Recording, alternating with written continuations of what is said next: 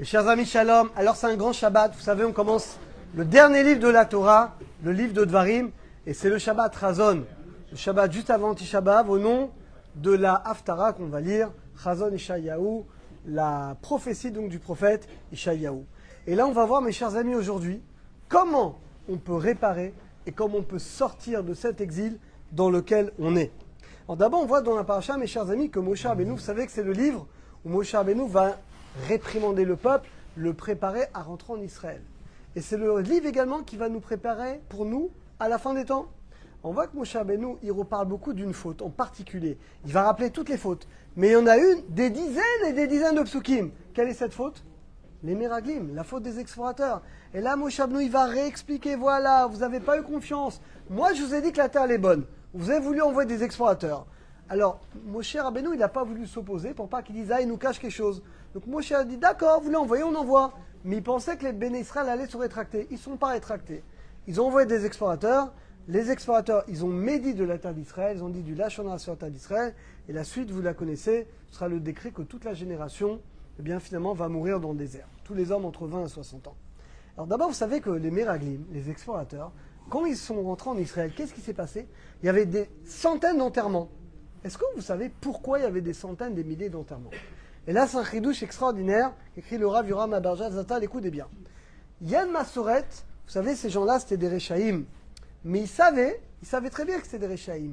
Or, il y a une tradition qu'ils connaissaient, qui est vraie, que si quelqu'un est enterré le même jour qu'un tzaddik, il n'est pas jugé au ciel. Donc, quand c'était tous des tordus, qu'est-ce qu'ils ont dit? Ils ont dit, les morts, on ne les enterre pas. On les garde, on les garde, on les garde. On attend qu'il y ait un tzaddik qui meure pour les enterrer. Et le jour où les Meraglim sont rentrés en Israël, il y a un tzaddik que vous connaissez tous qui va mourir. Qui était ce tzaddik qui fait partie, qui était là-bas, qui va mourir? Iyov, comme dit Rashi, le prophète Job. C'est d'ailleurs le livre qu'on lit à Tisha B'Av. Iyov, Job, c'est un prophète goy.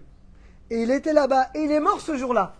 Qu'est-ce qu'ils ont fait? Tout le monde savait que c'était un grand, grand tzaddik Iyov. Ils ont pris tous les morts, donc imaginez des milliers, peut-être des millions de morts des dernières années, qui n'ont pas été enterrés, qui ont été gardés comme ça en chambre froide et je ne sais pas où. Ils les ont enterrés.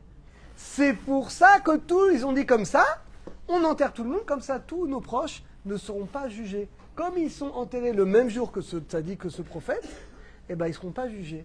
Et c'est pour ça que le jour où les Béné Israël sont arrivés, il y avait des milliers d'enterrements.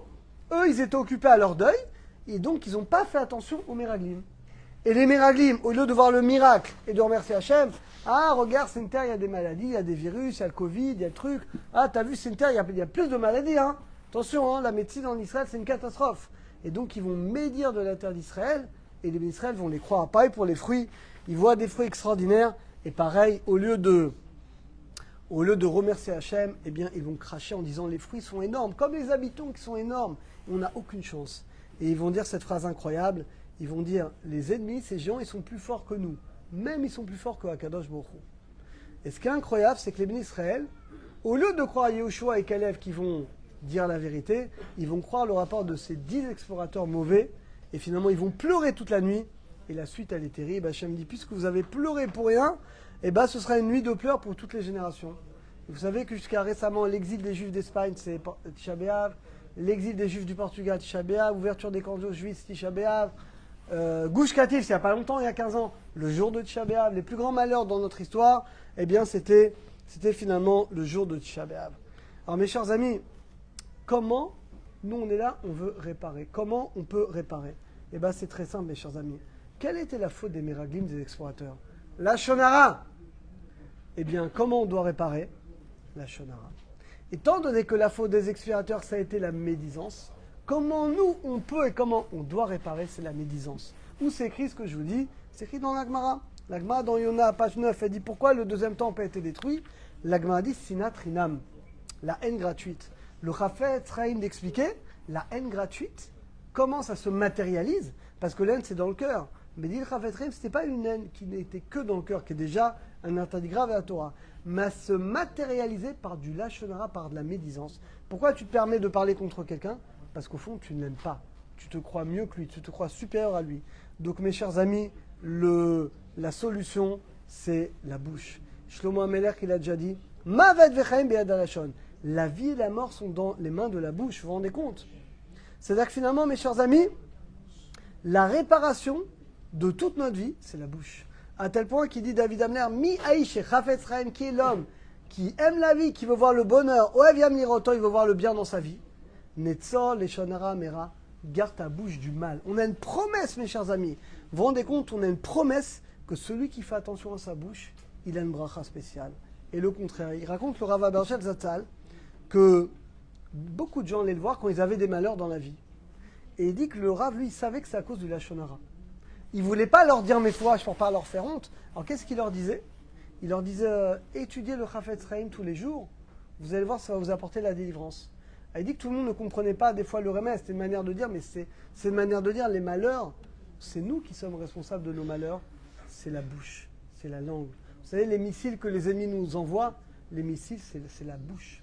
Quand toi, tu lances un missile avec ta bouche, eh ben, l'ennemi là-bas, de l'autre côté du monde en Iran, il nous envoie un missile à nous. C'est comme ça, le Lashon Hara, ça tue. C'est pas Stam, c'est écrit dans la Gemara, Bémet, on doit savoir que le Lashon Hara, ça tue. Il dit, le Rav Abershel, il dit que des fois, des gens, d'un coup, ils ont un revers de fortune.